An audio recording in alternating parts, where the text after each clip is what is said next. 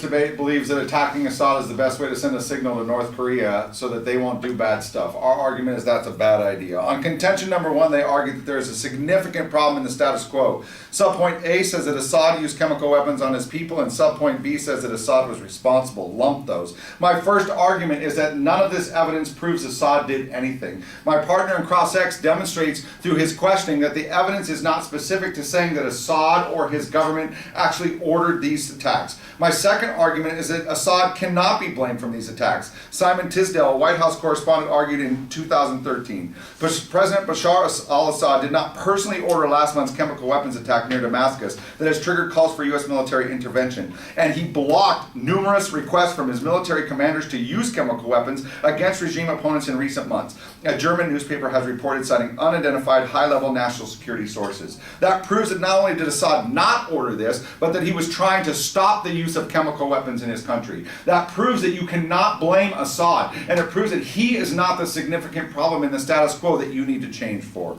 In subpoint C, they say that this tests American resolve. My first argument is that the source is unqualified. We have no idea where this information was published and therefore no reason to trust it. My second argument is that this is rhetorical hyperbole, and that is that they are simply stating that they're going to test our reputation, and they're trying to stare us down. Two guys standing chest to chest to see whose penis is bigger. And our argument is that this is just a rhetorical game. It is not true. Our second argument is that there is no empirical impact to American resolve. Our resolve in Iraq, our resolve in Afghanistan, and our resolve with the United Nations using diplomatic measures proves that we are committed to making sure that chemical weapons do not get used again.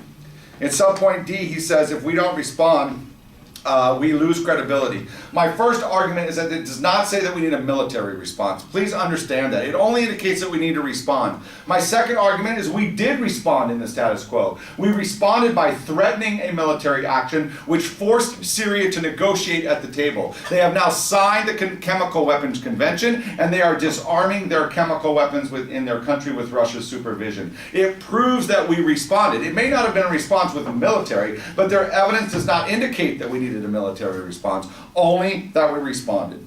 In subpoint E, they say this could cause North Korea to go crazy. My first argument is there's no brink. There's no evidence at all that North Korea is on the brink of wanting to attack us or attack South Korea.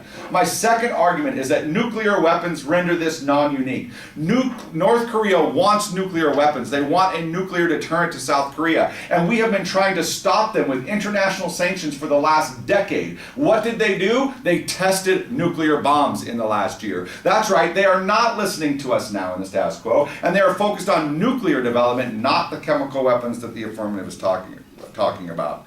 What does all of this mean? It means that there is no significant problem in the status quo. There is no proof that the Assad government ordered this attack on its civilians. There is no proof that we are not responding to it. And there's no proof that North Korea is going to do something bad because we're using diplomacy. There is no reason to change the status quo.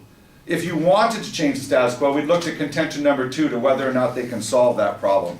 In subpoint A, they say that North Korea is going to take cues from the U.S. foreign policy response. My first argument is that this evidence is not solvency evidence. It does not say that if we attack Syria, that North Korea will look at that as a legitimate threat. My second argument is that North Korea already has cues. In the status quo, they have the largest international sanctions against a government. Them and Iran are the two that we sanction the most. The cues are already there. We will not put up with their development. We will not put up with their actions. My third argument, their nuclear deterrent or development proves that we're not a whole deterrent. We sanction them, we punish them, we make their country a horrible place to live, but they still develop nuclear weapons. That proves to you that you can't solve this problem in the status quo because these are crazy people and they don't respond to rational actions. B subpoint says we need to attack because our prestige is on the line. My first argument is, again, this is not solvency evidence. It does not say that we will gain prestige by attacking. In fact, I think my partner is going to argue in his disadvantage that it actually undermines our leadership and credibility and our prestige when we go out there and we are the big bad U.S. imperialist country. My second argument is that this is once again rhetorical hyperbole. This is boys being boys and saying, my honor is on the line, and so I'm going to fight with you. We think that is a totally unreasonable reason to fight in the status quo. We don't fight because our honor has been there. We fight because we can solve a problem. And there is no proof in any of this evidence that their solvency can occur. Look, I don't care at the end of the day if you think the use of chemical weapons is horrible. And I don't care if they killed women and children. The question is there a significant problem in the status quo, and can we fix it? We do not believe that the use of chemical weapons is a significant problem because the government didn't order it. And so as a result, we have bad people doing bad things. That happens. That doesn't mean there's a problem that needs to be fixed. Secondly, if we try to fix it, there's not a single proof of evidence that they'll make it better. There is no reason to change the status quo because there's too much ambiguity about whose fault this was, too much ambiguity about whether military can solve it, and most importantly, the status quo is taking care of this. Diplomacy is working. I now stand open for questions.